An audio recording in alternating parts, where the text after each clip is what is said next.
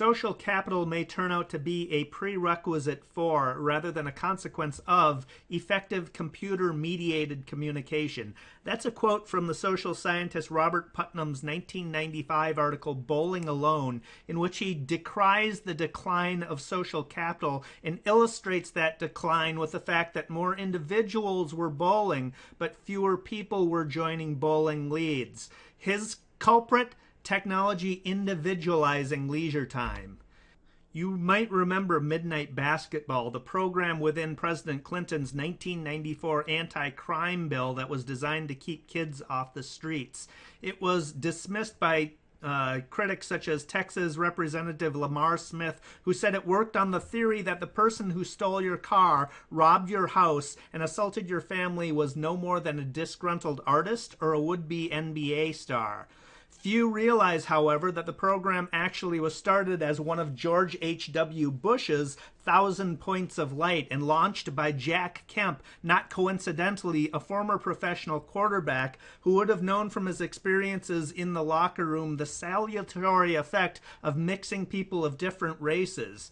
Kemp's football career overlapped the civil rights era, so he would have been privy to his black teammates' conversations about the Little Rock High School desegregation, the Civil Rights Act of 1964, and Martin Luther King Jr.'s assassination. There would be no funding for Midnight Basketball, but I've got proof that it would have worked.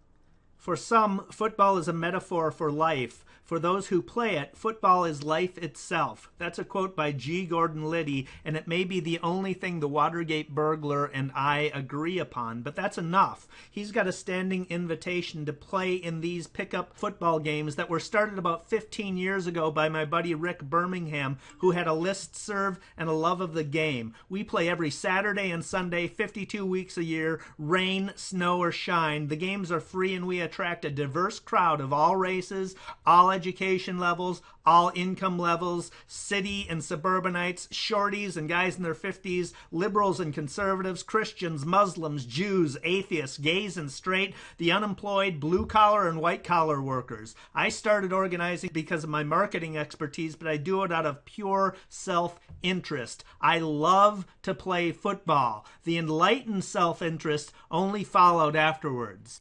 There are, of course, pluses and minuses to everything. I have 9 broken bones in my body, 8 of which were broken on the football field. Most recently, my left hand and finger, which gave me a convenient excuse to play quarterback exclusively. During the last 4 months, as a result, I have learned more about leadership than I have in my entire life, and I will take those lessons that I learned on the football field and apply them to my workplace and my community. Football is the great leveler. No one cares about what your outside status is on the football field. Football reveals character. Does the quarterback spread the ball around to all of his teammates, or does he hit only his favorite receivers? Does a wide receiver work as hard to get his fellow receivers open as he does to get the ball into his own hands? Generosity and the selfishness is played out on the field for all to see, and it models behavior. Football teaches empathy. The strategy of the game itself dictates that you put yourself in the head of your opponent so you can anticipate how they will react to your play. But I have seen the hovering cops hovering around our football fields, and I got to think that if it was a bunch of white guys playing football, they wouldn't be watching. I've seen people crossing the street to avoid contact with our players. I've heard the stories about driving while black, and that empathy makes me a better human being. That earned empathy actually makes me a better professional.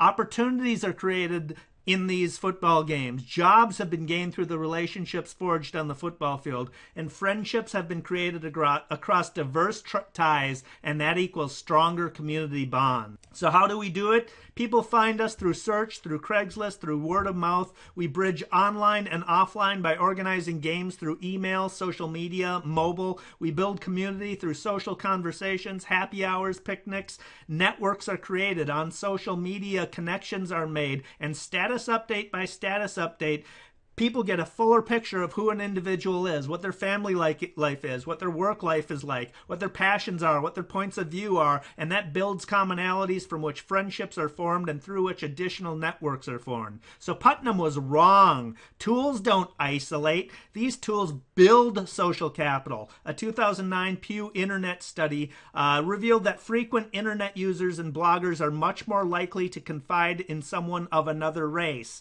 Photo sharers are more likely to discuss important matters with someone of a different political party. Frequent online users are more likely to belong to a local voluntary organization. So in addition to G. Gordon Liddy, I would like to extend a standing invitation to Robert Putnam, Lamar Smith, and y'all to come play football with me. Check out MinnesotaTouchFootball.com. We're on Facebook at Facebook.com/MinnesotaTouchFootball, on Twitter at Twitter.com/MinnesotaTouchFootball, and you can reach me at David@MinnesotaTouchFootball.com. We play every Saturday at Northeast Minneapolis Athletic Fields and every Sunday at McMurray Fields in St. Paul.